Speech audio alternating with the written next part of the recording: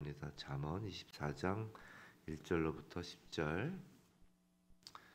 잠언 24장 1절로부터 10절입니다. 우리 한 목소리로 함께 받들어 읽겠습니다. 시작. 너는 악인의 형통함을 부러워하지 말며 그와 함께 있으려고 하지도 말지어다. 그들의 마음은 강포를 품고 그들의 입술은 재앙을 말함이니라. 집은 지혜로 말미암아 건축되고 명철로 말미암아 견고하게 되며 또 방들은 지식으로 말미암아 각종 귀하고 아름다운 보배로 채우게 되느니라. 지혜 있는 자는 강하고 지식 있는 자는 힘을 더하나니 너는 전략으로 싸우라. 승리는 지략이 많음에 있느니라. 지혜는 너무 높아서 미련한 자가 미치지 못할 것이므로 그는 성문에서 입을 열지 못하느니라. 악행하기를 꾀하는 자를 일컬어 사악한 자라 하느니라.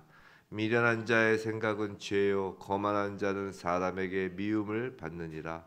네가 만일 환난 날에 낙담하면 내 힘이 미약함을 보임이니라. 아멘. 오늘 악인의 형통함과 성도의 환난에 담긴 하나님의 뜻이라는 제목으로 악인의 형통함과 성도의 환난에 담긴 하나님의 뜻이라는 제목으로 잠언 24장 1절로부터 10절 말씀을 우리가 받을 때 이 땅에서 정말 의인의 형통함과 정말 그 의인의 그 환난을 통과하는 그 우리 모두가 되기를 주님의 이름으로 축원합니다. 정말 말씀이 삶에 그대로 임하길 축원합니다.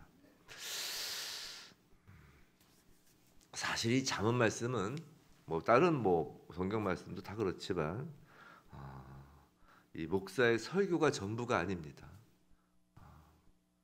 목사도 저도 이제 성령의 감동함으로 기록된 이 말씀을 또 성령의 감동함으로 또 설교 준비를 하고 또 성령의 감동함으로 여러분에게 전하지만 또 여러분은 또 성령의 감동함으로 또 이 말씀을 받죠.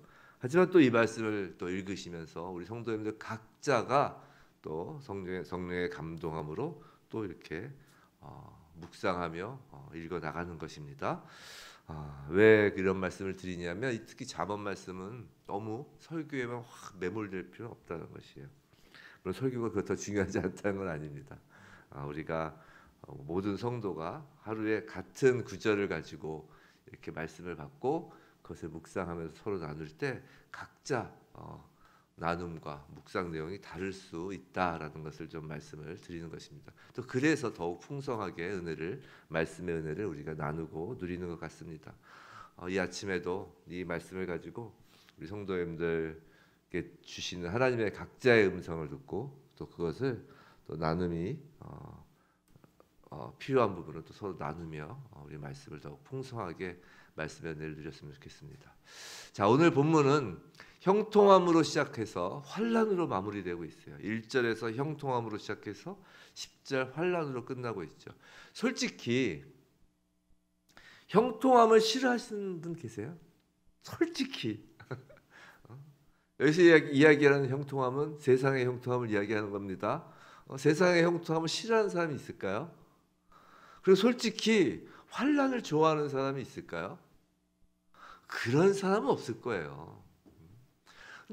그런데 왜 예수를 믿는 성도라고 하면 세상의 형통함을 죄악시하고 세상의 환난을 멸관처럼 여겨야 한다라는 그런 강박감이 있느냐 말이에요. 어쩌면 인간의 본성과 정반대되는 그런 성도의 이런 강박 때문에 우리의 신앙생활이 더 힘들어지는 것 아닐까요? 그런데 이런 갈등을 모두 해소할 수는 없을지라도 이 성도의 마음을 불편하게 하는 그런 강박을 어느 정도는 줄여야 할 필요가 있잖아요. 그죠? 하나님은 자녀들을 일부러 힘들게 하시는 것이 아닐 테니까 말입니다. 먼저 형통, 환난 그 자체가 문제는 아닐 것이에요. 어느 아버지가 일부러 자녀에게 형통이 아닌 환난을 주고 싶으시겠나요? 우리 하나님 아버지는 그런 고약한 심부를 가지신 분이 아니라고요. 즉 형통이 문제가 아니라 정말로 문제가 되는 것은 악인의 형통이 문제가 되는 것이죠. 그냥 환난이 문제가 아니라 그 환난을 하나님께서 그냥 허락하신 것이 아니라 의인의 환난을 지금 하나님께서 말씀하고 계시는 거죠. 우리 한번 이 형통과 환난에 대한 어떤 그 주제를 이 아침에 짧지만 한번 좀 고민을 한번 해보고 생각을 해보고 갈까 합니다. 사실 성경에서 많이 나오는 주제잖아요. 형통과 환난은. 자, 1절에서는 악인의 형통함을 부러워하지 말라고 합니다. 이에 관해서는 정말 잠언에서는 물론 시편 등 성경 여러 곳에서 언급하고 있죠. 악인의 형통을 부러워하지 말라고요.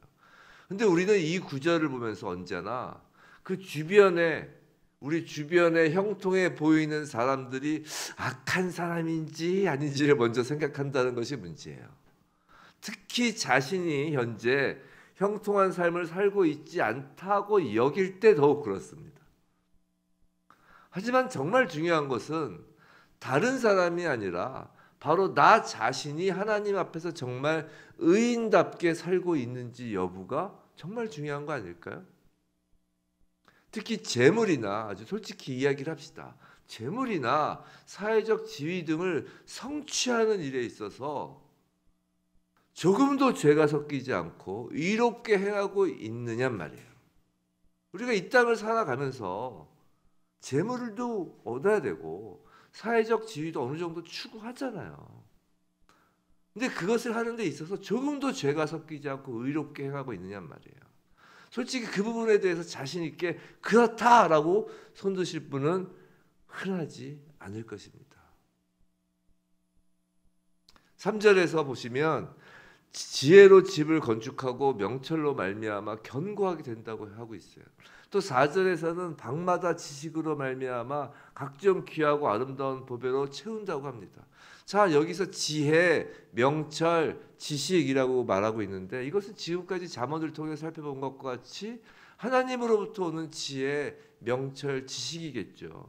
그리고 그 지혜, 명철, 지식을 잠언에서는 단 한마디로 뭐라고 귀결을 지었나요? 바로 예수 그리스도라고 그랬어요.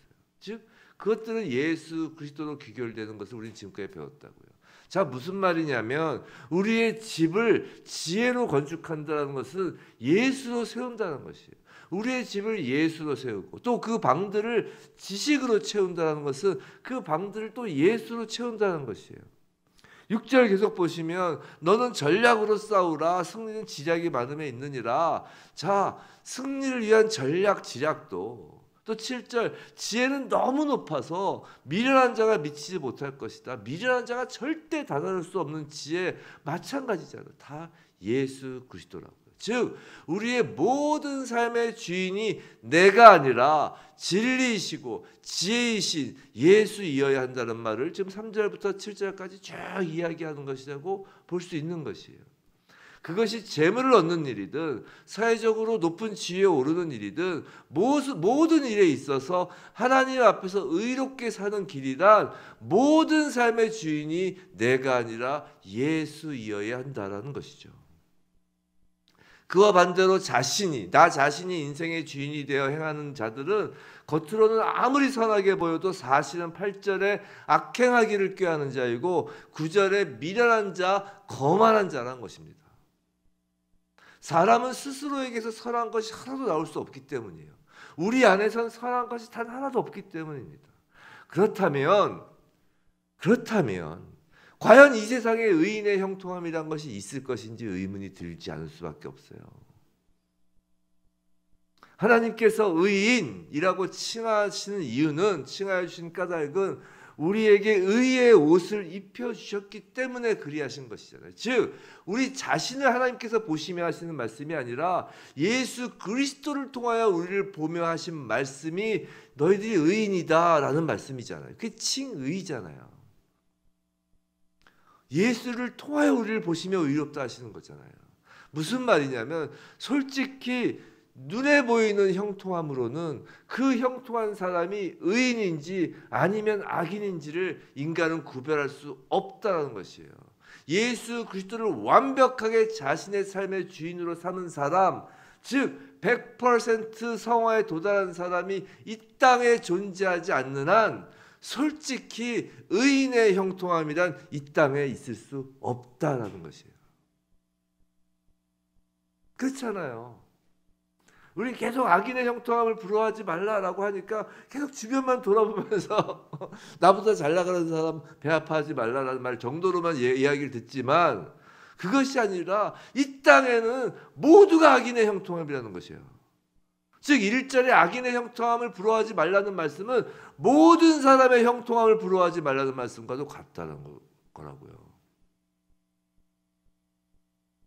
성도 여러분, 분명한 건 형통함을 추구하는 것이, 모든 형통함을 추구하는 것이 죄라는 것이 아닙니다.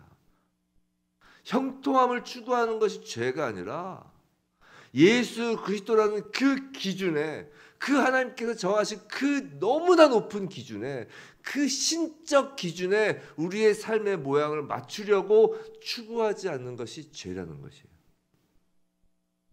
형통함을 추구하는 것이 죄가 아니라 의인의 모양을 갖추려고 발버둥을 치지 않는 것이 죄라는 것이에요. 우리의 궁극적인 삶의 목적이 세상의 형통함이냐, 아니면 너희의 궁극적인 삶이 예수 그리스도의 형상이냐가 중요하다라는 것입니다. 안 되죠. 우리는 100% 이 땅에서 성화를 이룰 수는 없습니다.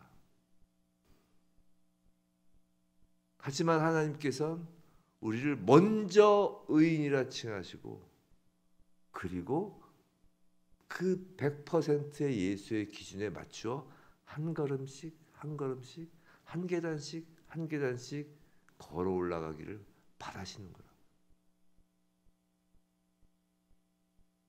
저와 여러분의 집과 일터가 세상의 형통함으로 세워지고 채워지는 것이 아니라 오직 진리이신 예수 그리스도로 세워지고 채워지길 주님의 이름으로 축원합니다.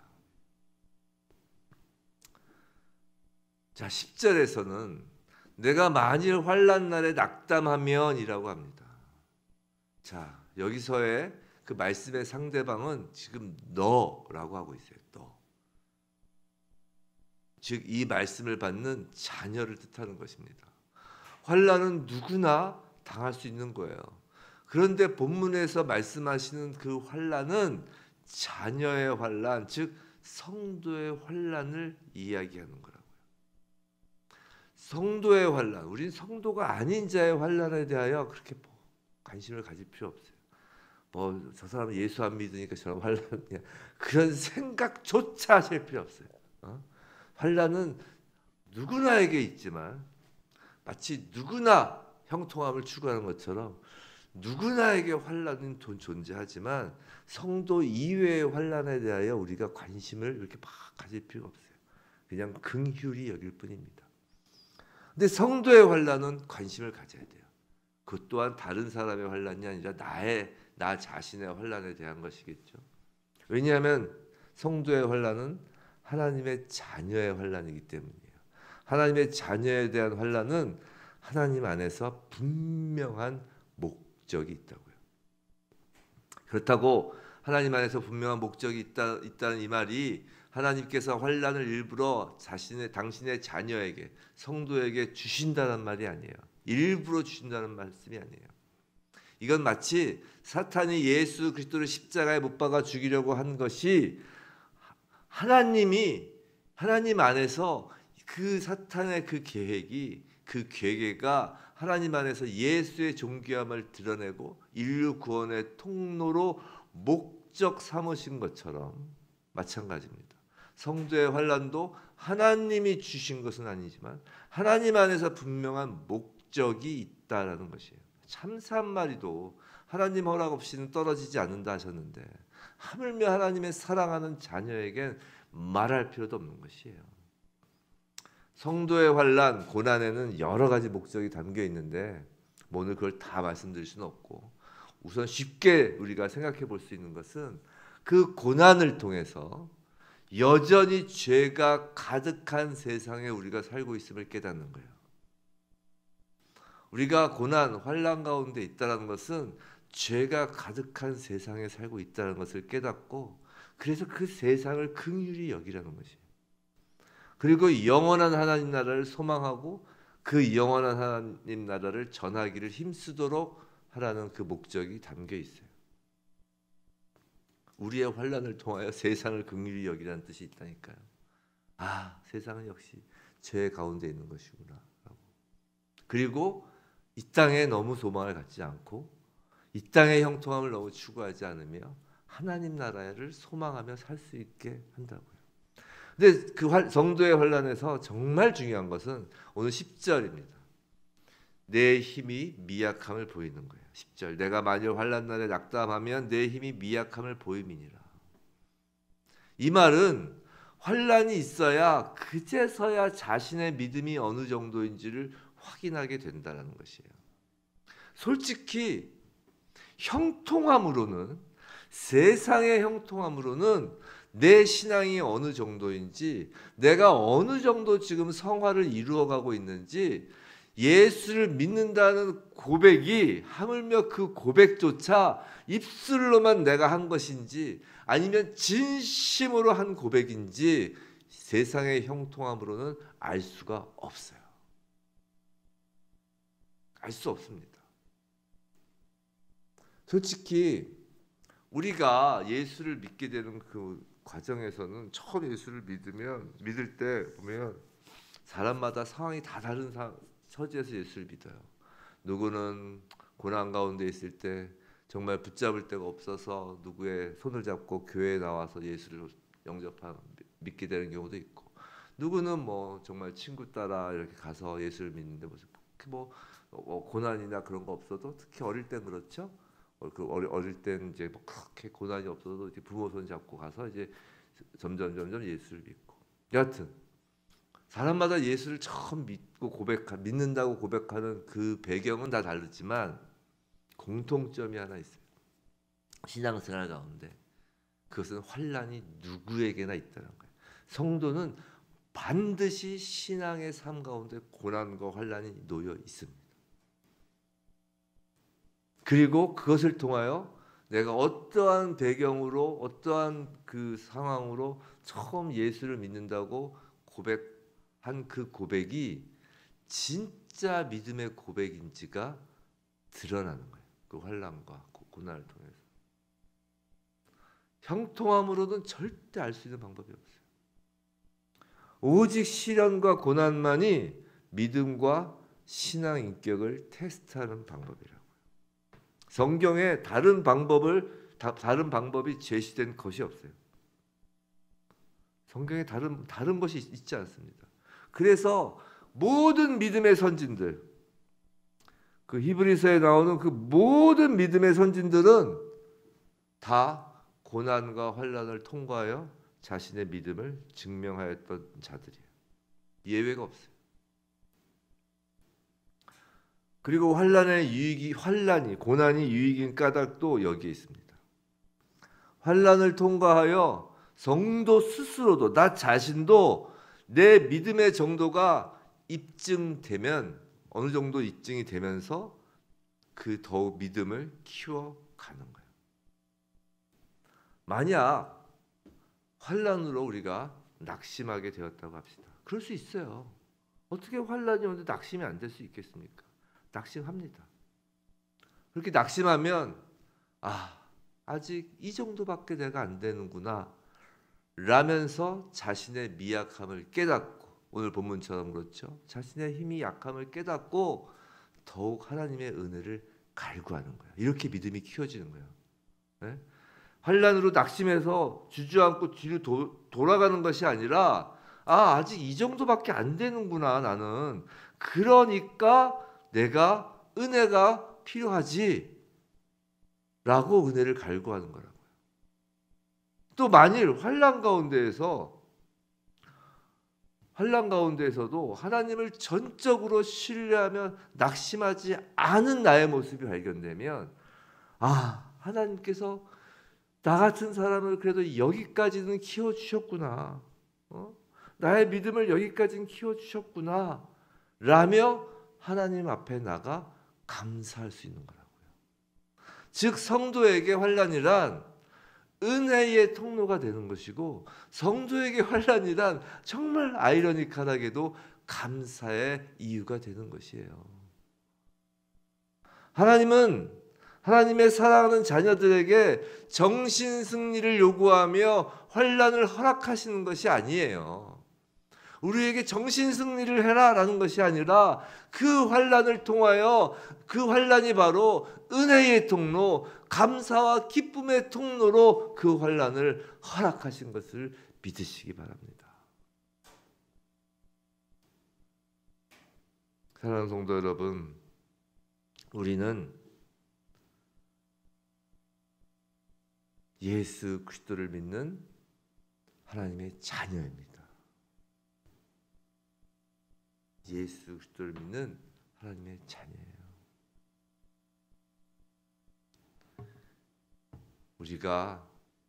우리에게 하나님께서 주시는 것은 언제나 좋은 것입니다. The God is always good. 저는 영어 잘 못하지만 God is always good. 하나님은 항상 선하십니다. 특히 하나님의 자녀에겐 하나님은 항상 선하십니다. 그것이 세상의 형통함으로 보여지든지 아니면 세상 속에서 환난으로 보여지든지 하나님은 항상 선하십니다. 부디 언제나 예수 그리스도를 주인 삼는 그 참된 형통함과 은혜와 감사로 환난을 통과하는, 그리하여 날마다 God is always good. 하나님은 항상 선하십니다. 그것이 우리 마음에 정말 깊게 자리 잡기를, 그것이 우리를 참된 평안으로 이끄는 오늘 하루이길 주님의 이름으로 축원합니다.